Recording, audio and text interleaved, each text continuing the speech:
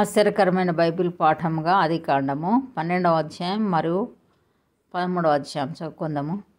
యెహోవా, నీవు లేచి నీ దేశం నుండి, నీ బంధువుల యొద్ద నుండి, నీ తండ్రి ఇంటి నుండి బయలుదేరి నేను నీకు చూపించు దేశమునకు వెళ్ళుము.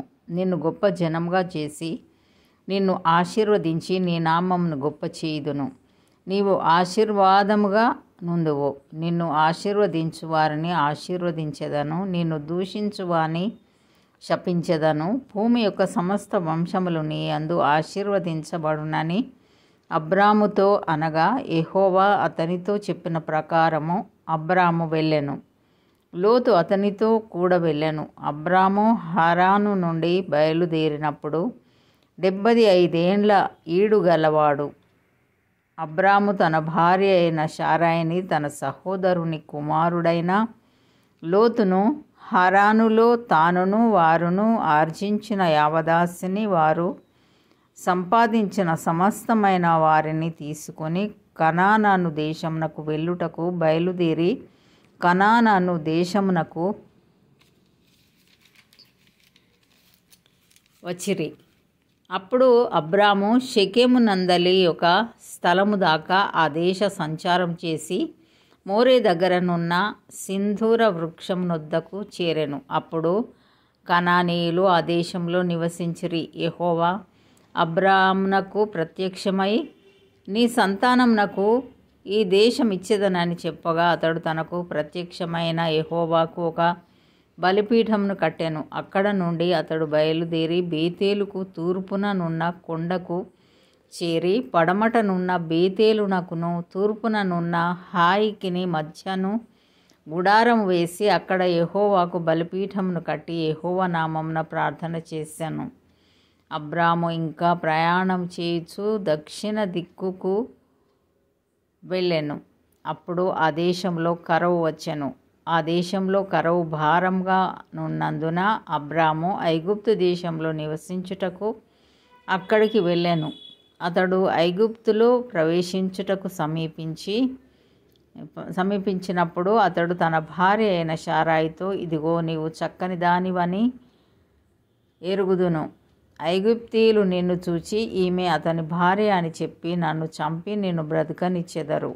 నీ వలన నాకు మేలు కలుగునట్లును నిన్ను బట్టి నేను బ్రతుకున్నట్లును నీవు నా సహోదరివని దయచేసి చెప్పుమనెను. అబ్రాము ఐగుప్తులో చేరినప్పుడు ఐగుప్తీయులు ఆ స్త్రీ మిక్కిలి సౌందర్యవతి అయి ఉండుట చూచిరి. ఫరో యొక్క అధిపతులు ఆమెను చూచి ఫరో ఎదుట ఆమెను పొగడిరి గనుక ఆ స్త్రీ ఫరో ఇంటికి తేబడెను. అతడు ఆమెను బట్టి అబ్రామునకు మేలు చేసెను. అందువలన అతనికి గొర్రెలు, గొడ్లు, మగగాడిదలు, దాసులు, పనికత్తెలు, ఆడుగాడిదలు, ఒంటెలు ఇయ్యబడెను. అయితే యెహోవా అబ్రాము భార్య అయిన శారాయిని బట్టి ఫరోను అతని ఇంటి వారిని మహావేదనల చేత బాధించెను. అప్పుడు ఫరో అబ్రామును పిలిపించి, నీవు నాకు చేసినది ఏమిటి? ఈమె నీ భార్య అని నాకెందుకు తెలుపలేదు? ఈమె నా సహోదరి అని ఎలా చెప్పితివి?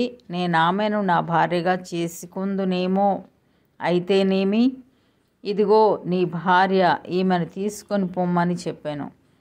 మరియు ఫరో అతని విషయమై తన జనులకు ఆజ్ఞాపించినందున వారు అతనిని, అతని భార్యను, అతనికి కలిగిన సమస్తమును పంపివేసిరి.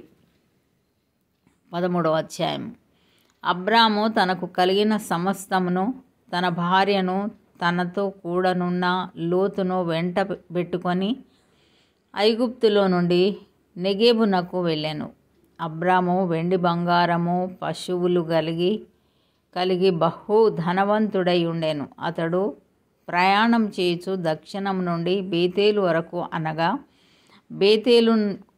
బేతేలుకును హాయికిని మధ్య తన గుడారము మొదట ఉండిన స్థలం వరకు వెళ్ళి తాను మొదట బలిపీఠమును కట్టిన చోట చేరెను. అక్కడ అబ్రాము యెహోవా నామమున ప్రార్థన చేశాను. అబ్రాముతో కూడా వెళ్ళిన లోతుకును గొర్రెలు, గొడ్లు, గుడారములు ఉండెను గనుక వారు కలిసి నివసించుటకు ఆ ప్రదేశము చాలకపోయాను. ఎందుకనగా వారి ఆస్తి వారు కలిసి నివసించలేనంత విస్తారమై ఉండెను. అప్పుడు అబ్రాము పశువుల కాపర్లకును లోతు పశువుల కాపర్లకును కలహము పుట్టెను.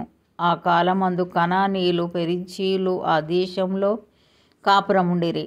కాబట్టి అబ్రాము, మనము బంధువులము గనుక నాకు నీకును నా పశువుల కాపర్లకు నీ పశువుల కాపర్లకును కలహం ఉండకూడదు.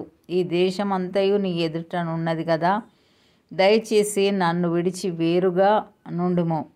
నీవు ఎడమ తట్టునకు వెళ్ళిన ఎడల నేను కుడి తట్టుకును, నీవు కుడి తట్టునకు వెళ్ళిన ఎడల నేను ఎడమ తట్టునకును వెళ్ళుదునని లోతుతో చెప్పగా, లోతు తన కన్నులెత్తి యోర్దాను ప్రాంతమంతటినీ చూచెను. యెహోవా సొదొమ గొమొర్రా అను పట్టణములను నాశనం చేయక మునుపు సోయరుకు వచ్చు వరకు అదంతయు యెహోవా తోట వలెను ఐగుప్తు దేశము వలెను నీళ్లు పారు దేశమై ఉండెను. కాబట్టి లోతు తనకు యోర్దాను ప్రాంతమంతటినీ ఏర్పరచుకొని తూర్పుగా ప్రయాణం చేశాను. అట్లు వారు ఒకరికొకరు వేరైపోయిరి. అబ్రాము కనానులో నివసించెను. లోతు ఆ మైదానమందున్న పట్టణముల ప్రదేశములలో కాపురముండి సొదొమ దగ్గర తన గుడారం వేసుకొనెను. సొదొమ మనుష్యులు దుష్టులను యెహోవా దృష్టికి బహు పాపులునై ఉండిరి. లోతు అబ్రామును విడిచి పోయిన తర్వాత యెహోవా, ఇదిగో నీ కన్నులెత్తి నీవు ఉన్న చోట నుండి ఉత్తరపు తట్టు, దక్షిణపు తట్టు, తూర్పు తట్టు, పడమర తట్టును